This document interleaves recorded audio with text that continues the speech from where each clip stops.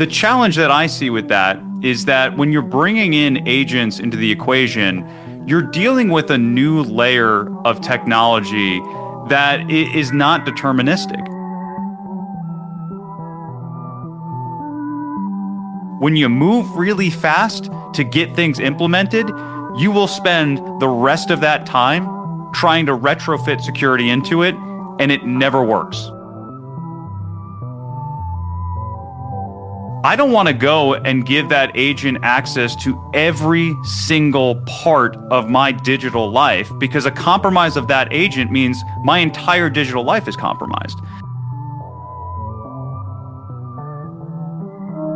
This is After the Magic, a limited series podcast in which Gam Diaz and Sergio Maldonado will discuss the impact of agentic AI on various industries. Gam and Sergio have grown up professionally in a world in which Forrester Research, or Gartner, threw its famous Magic Quadrant, determined, as it by divine designation, the most impactful or advanced technology vendors. It occurred to them that the explosion of startups and competing technologies called for a very different approach to telling the signal from the noise. And it had to begin with two basic principles: unsponsored realism and extreme curiosity. At the same time, every analysis was to be mapped to human values and individual agency. And it is with that mission that they are now humbly bidding for a few minutes of your time. Please bear with us as we polish this over time, but we do hope that you find it valuable and, in a way, unique.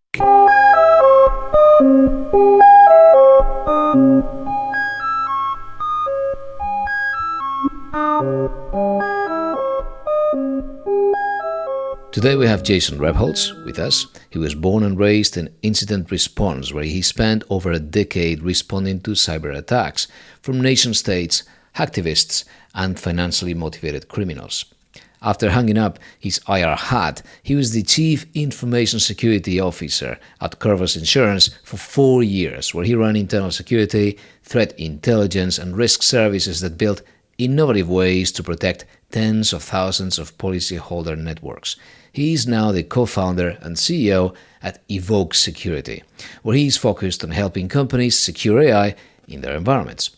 With Jason, Gam and I have explored the new security challenges posed by agentic AI, as well as potential safeguards and novel approaches to protect the company's data, as well as individual privacy.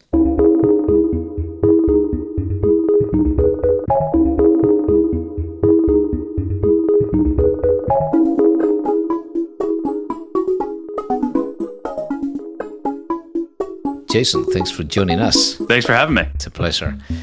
So, as a warm-up, this story on Twitter and then propagating everywhere, right? Jason Lemkin from SaaSTR, he went into vibe coding and first proclaimed that SaaS businesses were dead unless they were embracing this new generation of tools because anybody could do it. Then he stumbled upon the real world, the reality of these things. How would you describe that process and that? What did you think as you saw this thing unravel? What was going through your head? So when I first saw the headline, the first thing I thought to myself was, this was the most predictable thing that was going to happen with agentic AI.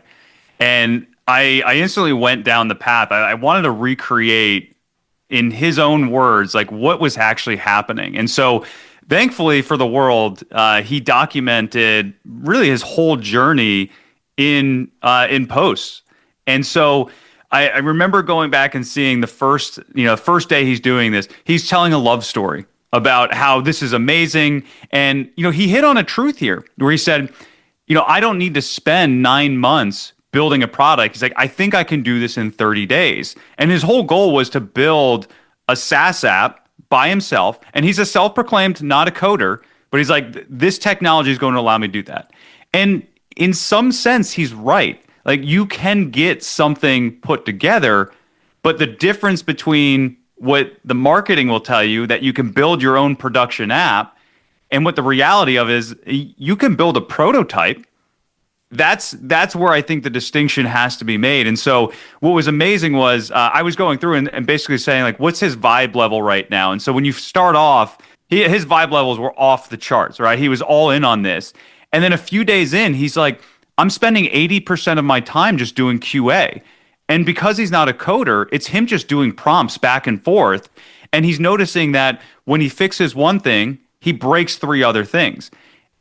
And then he starts noticing that the agent was lying to him. His words, the agent was lying to him about tests. So the agent was basically creating test data to try to show that it was making progress or fixing something. But in the reality of it, it wasn't actually doing anything. And so then his vibes were going down, right? And then we get to the point where this is the sheer reality of things today.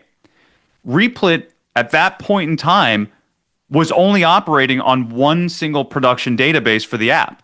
So this guy is literally testing things on his production environment. Like anyone that knows anything about coding knows that's a no-no. You don't do that. You have to have a separate test and development server, and then you have your production. After you've tested everything, you can push it to production. And so this agent saw something incorrectly or misinterpreted what some data was, and then just deleted the database while it was trying to fix something. And so that was, the vibes at that point were super low. This guy went off and was just going off on X, just saying this is ridiculous. What is it doing? But that's the status of AI today. Is it's experimental, and while it sounds really good and it has a lot of good uses, you really have to be intentional about how you're using it. I think it was Gary Marcus. So I saw him at the Next AI event this past winter, and I don't know if it was him, but he was pretty skeptical of the whole idea, but as he usually is. But this idea that you can get to 80% of whatever you want to do, mm-hmm. but only when you know what you're doing, you can complete the additional 20%. I see it in the law with contracts. Everyone can draft a contract, sure. Mm-hmm. Now, give me a perfect contract, and the last mile is where you'll fail. But with security, things are more serious, right? How do you say this now from the security point of view? When I talk to a lot of CISOs about the security risks related to AI, there's a bit of a mixed reaction right now. And I think there's truths on both sides here. So you have one side that's looking at this and saying, all the existing tools and approaches that I'm taking are going to address agentic AI. And, if we look at the Replit example, right, proper application security, just, actual solid, secure or software development lifecycle techniques and best practices, that would have helped address that issue. Maybe not completely solve, but it would have helped address that, and it probably wouldn't have happened. Now, the challenge that I see with that is that when you're bringing in agents into the equation, you're dealing with a new layer of technology that is not deterministic. And so while I do believe a lot of the existing security tools can help alleviate some of the risks that this is bringing, it also is introducing new risks. And so it becomes this kind of blended approach to security where we have to be able to be good at the things we were doing before, which was really, really difficult, by the way. And now when we start introducing agents, we can't think about this in the scale of one or two, right? We need to be thinking about it in terms of thousands, hundreds of thousands, potentially millions, right? And agents that can potentially create their own agents. It becomes this exponential problem. And when you are using that on existing infrastructure, the misconfigurations that you have from a security perspective are now amplified to a near infinite degree.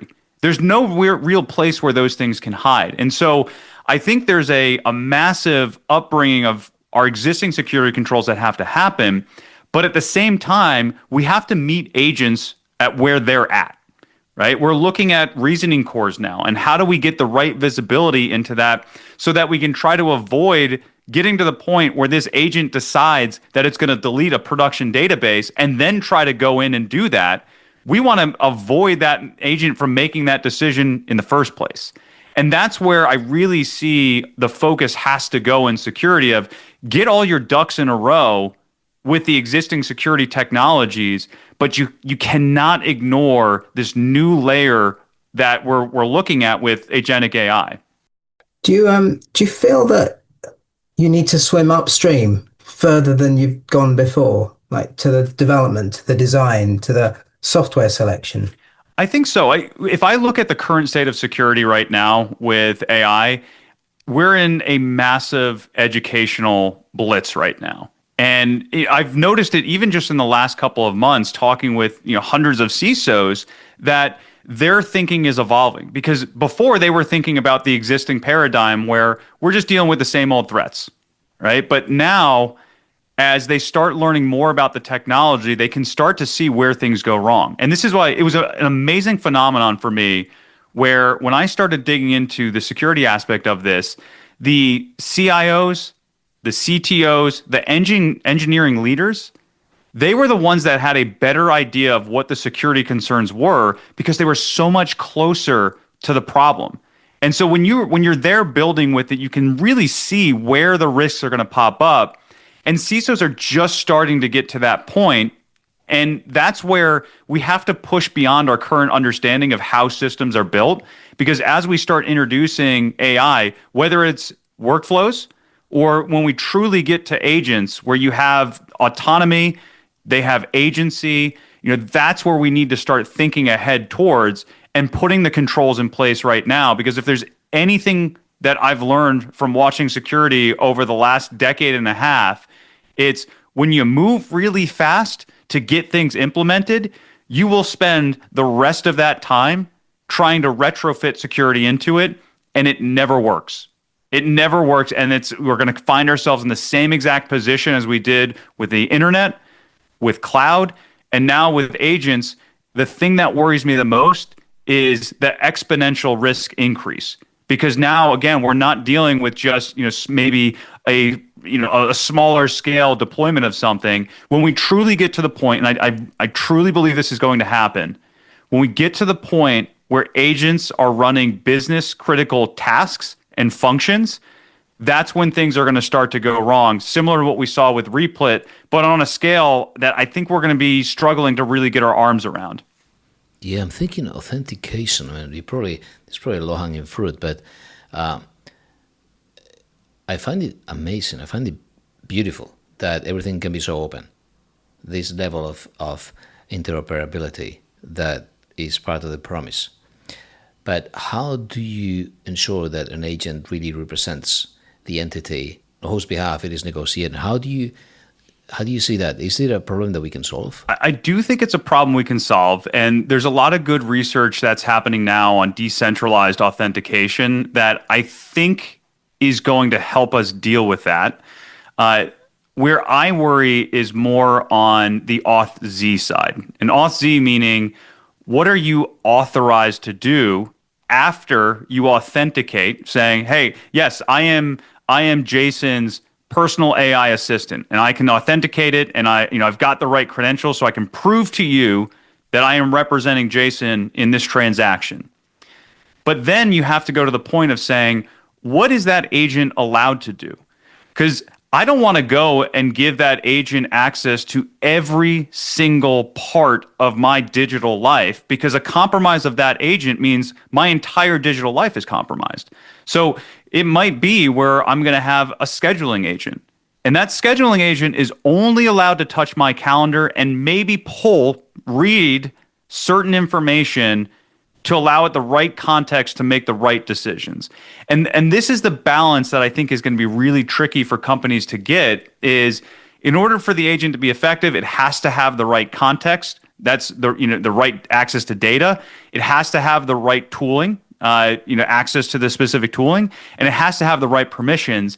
And we have a nasty habit as humans where we just give access to everything in a test phase, and we really struggle to pull that back. And so when you have these agents where their only task is to solve whatever is in front of them, they're going to find creative ways to do it, like deleting a production database when you're trying to fix an issue.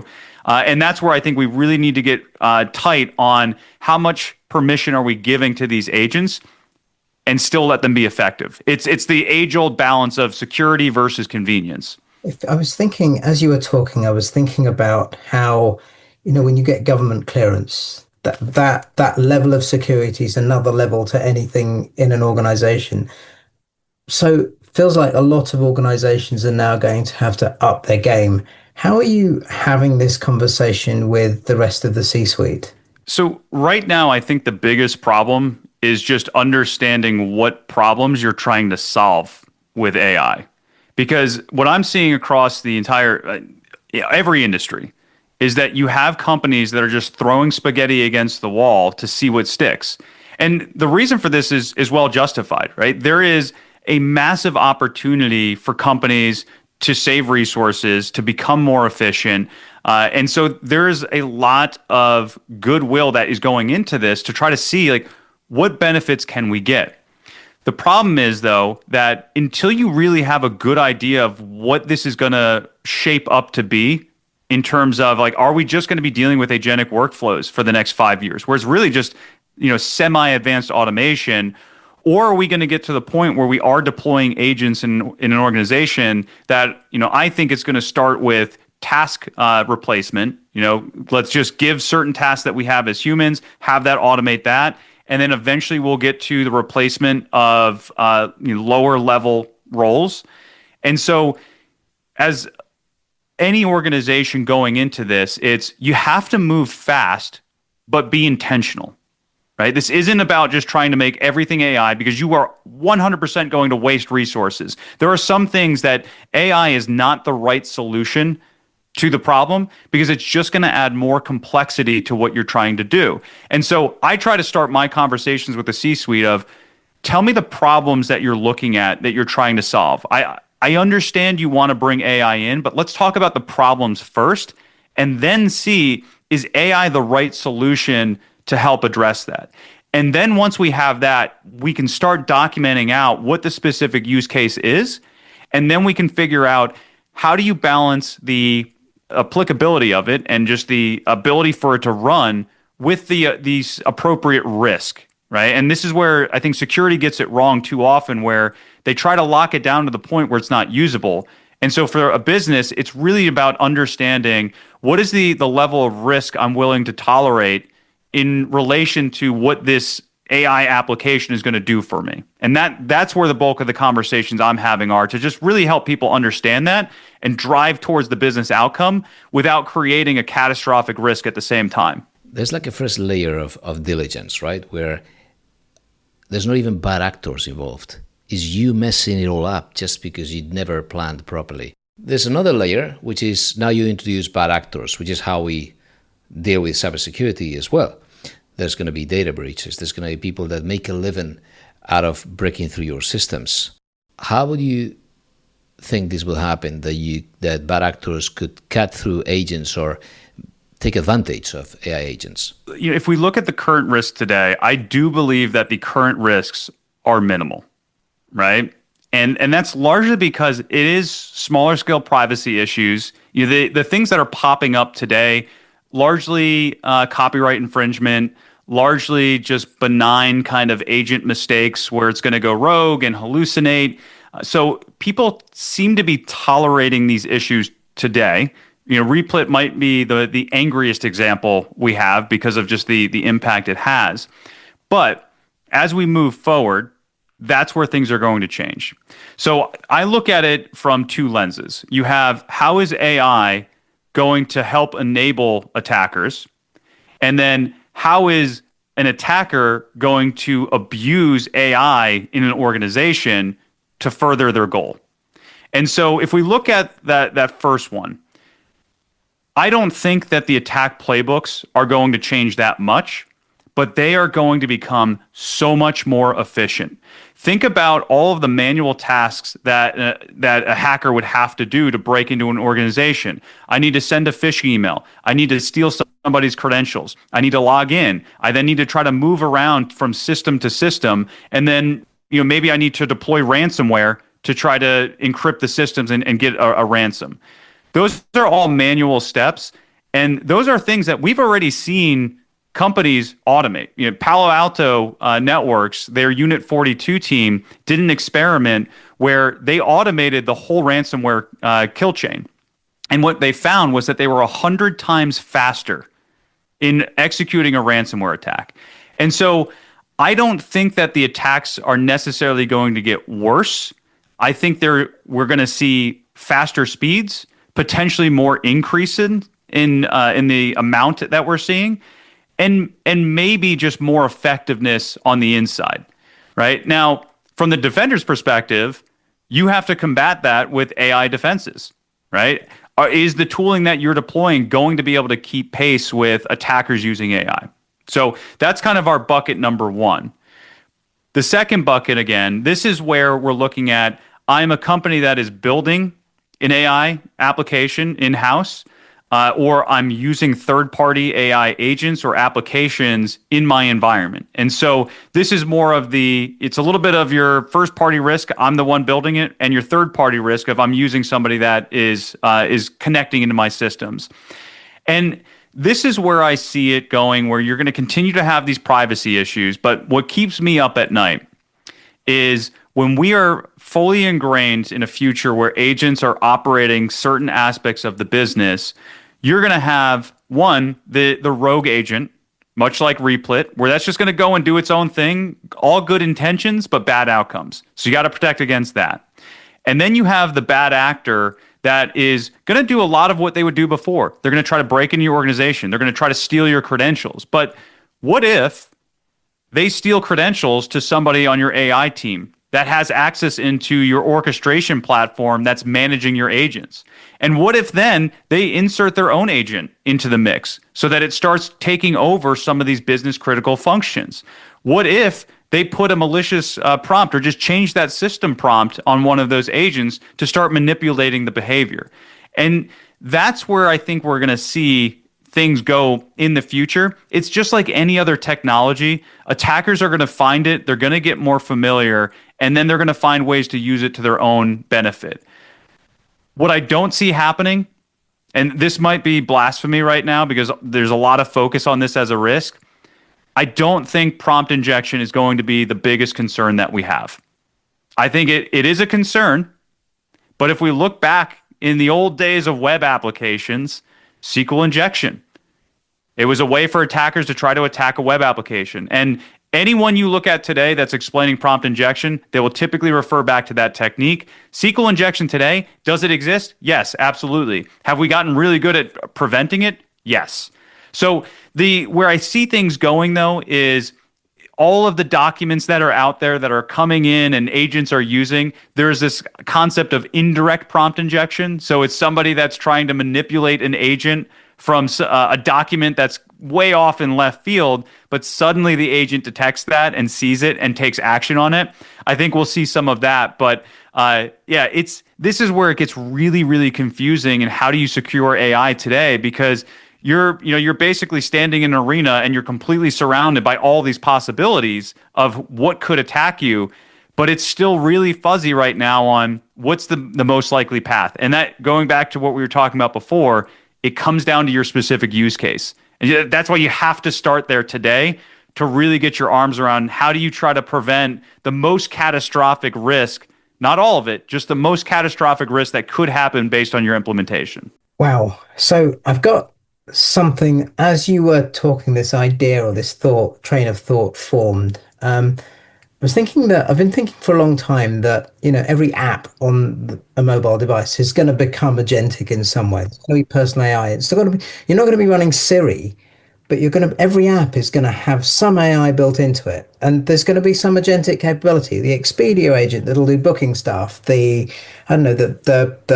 Adobe agent that's going to help you write a new PowerPoint on your device. So now, and the new generation of mobile phones is like, they're very capable of running the models they need locally. So in 2024 and 2025, about 600 million phones were shipped. So this is 600 million times the number of apps they run. Every personal AI agent running on an app on a phone is a potential home for some sort of attack. Is there something going on in like in the mobile industry where there's a way to kind of trap those attacks on the end user's phone? Mobile devices have always been an interesting thing in security because, for all intents and purposes, when you compare them to a normal environment, Windows environment, whatever it might be, they are much, much more secure, right? So the level of which an attacker has to go through, or the amount of effort an attacker has to go through to compromise that, is pretty significant. And that's why you really see it in the forms of nation states that are developing these zero-day exploits to attack mobile devices, or it goes back to just good old social engineering. Can I trick somebody into installing a malicious app? Now, to your point, I agree. I think, we're going to see a world where phones are going to be optimized so that they're running some SLMs on there that can help basically be your personal assistant. Now, if you take some of the issues that are starting to pop up, take Gemini, for example. There was a researcher that found that if you were to send an email with zero size font and keep that as a white font, Gemini would summarize the information that's in there. And they did that in a very basic way where they said, hey, your password's been, you go to summarize an email, right? And it summarizes the email, but then Gemini also goes and says, oh, by the way, your password's been compromised, call this number. Right. So I think what we'll see is probably interesting angles for social engineering. I don't imagine we're going to see it get to the point where it's going to be a full compromise of the mobile device, because that security is pretty good today. But when security is good, you just attack the human. Right. And that's where I think a lot of these things have the potential to go wrong. So all of this has to go up right up to the design phase. So as we're designing these new applications, it's like we need to red team at the application design stage. Yeah, the dream is that you can solve this in the models themselves, right? Solve this being prompt injection or jailbreaking attempts, things of that nature. And maybe we get there one day. There's a lot of good research that's happening. But today, you rely on guardrail solutions. And so I think we'll see some basic security that's built into these applications. If we don't, then we're just doing ourselves a bit of a disservice. Very good. Well, we've gone through B2B or agentic in B2B, now also B2C, mobile apps. If you were a CISO today, how would you approach security beyond defining the scope and, of course, what's the business case, as you're saying? What is it that you're trying to do? Can you think of any practical first steps once you've defined your case? So this is where I would lean on some of the tried and true security principles and really focus on how do we create a framework that is going to allow these agents to operate, but only give them the required permissions and an ability to operate. And so permissions being access to data, access to tooling, et cetera, et cetera. So I would really try to lock it down there and essentially try to bring in some of these zero trust principles, meaning I'm not going to trust that agent at the start. I want to make sure that they are authenticating and authorizing themselves at every step along the way. I want to make sure I can try to put some boundaries in which they can operate so that they don't just have carte blanche access to everything in the environment. And I want to monitor for that, right? And so we've learned a lot of valuable lessons on how attackers will move from system to system. And we have great technologies that exist today, like EDR, endpoint detection response. And so it's how do we bring some of these principles into this new agentic layer? And it starts with try to put some boundaries in place, keep it simple, and set yourself up where you can monitor and detect when something bad is going to happen. And as I said that specifically, when something bad is going to happen, how do you get ahead of the agent taking action first? And can you put something in place that can quarantine that agent and just get them out of the equation? And with that, that's the security aspect. Then we have to look at the resilience aspects as well.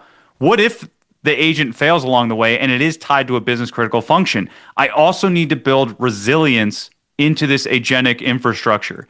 And that's where, as a CISO, I would be looking at both. How do I protect it so that it can operate in a known good state? And then how do I plan for the failure states, whether it's a hard failure, it just goes down, or somebody compromises it, or a soft failure, where it's the agent just meandering off and going off and doing something else.